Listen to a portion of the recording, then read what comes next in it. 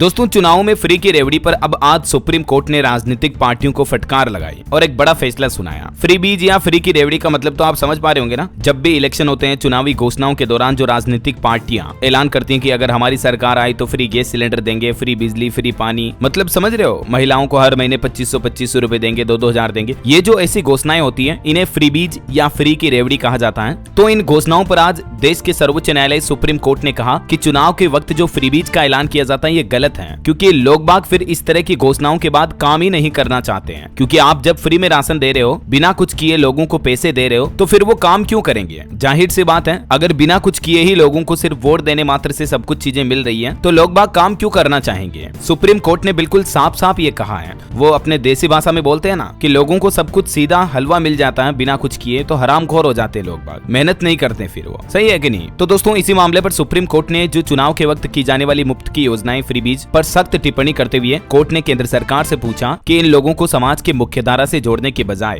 क्या आप मुफ्त की योजनाएं लागू करके परजीवियों की जमात नहीं खड़े कर रहे हो? परजीवी का मतलब समझ रहे हो? जैसे एक जीव पर दूसरे जीव पर आश्रित होते हैं, वो कुछ करते नहीं है, वो दूसरों के भरोसे रहते हैं। तो ऐसे लोग बाग, अब जनता जो है वो सरकार के भरोसे बनती जा रही है। हाँ, ये पार्टी आई तो हमें ये मिलेगा, हर महीने पैसे मिल जाएंगे, मुफ्त राशन मिल जाएगा, खाने पीने का सबका जुगाड़ हो रहा, तो फिर कमाने की टेंशन ही नहीं। सुप्रीम कोर्ट के बेंच ने केंद्र सरकार से कहा कि हम आपकी परेशानी समझते हैं और सराहना करते हैं, लेकिन क्या ये अच्छा नहीं होगा कि आप ऐसे लोगों को मुख्यधारा का हिस्सा बनाएं, उन्हें देश के विकास का हिस्सा बनाएं, ना कि इस तरह से परजीवी बनाएं। वाकई में सुप्रीम कोर्ट की तरफ से ये बहुत ही अच्छी बात कही गई है, क्योंकि आजकल तो चुनाव लड़ना मतलब ही ये हो गया कि कौन सी पार्टी कितनी ज्यादा घोषणाएं कर रही है, उसको वोट दो। देश के विकास से, देश की डेवलपमेंट, तरक्की से, रोजगार बढ़ाने या युवाओं की बेरोजगारी खत्म करने का कोई मिशन, कोई मकसद नहीं होता राजनीतिक पार्टियों का। बस उनको तो वोट चाहिए और लोगों को भी ऐसी ऐसी लुभावनी घोषणाएं। इससे पहले भी सुप्रीम कोर्ट मुफ्त राशन बांटने पर टिप्पणी कर चुका है। कुछ टाइम पहले सुप्रीम कोर्ट ने फैसला सुनाया था कि राज्यों के पास फ्री बीज के लिए पैसा है, लेकिन जजों की सैलरी और पेंशन के लिए पैसा नहीं है। जब बात आती है जजों की सैलरी पेंशन की, तो राज्य सरकारें वित्तीय संकट का हवाला देने लगती है, लेकिन फ्री की योजनाएं बांटने के लिए पैसा है। हाल ही में आपको बताऊंगा, भारतीय रिजर्व बैंक के पूर्व गवर्नर ने भी कहा था कि फ्री बीज पर श्वेत पत्र लाए सरकार और इसके फायदे और नुकसान लोगों को बताएं। मतलब एक इंडिविजुअल लोगों को,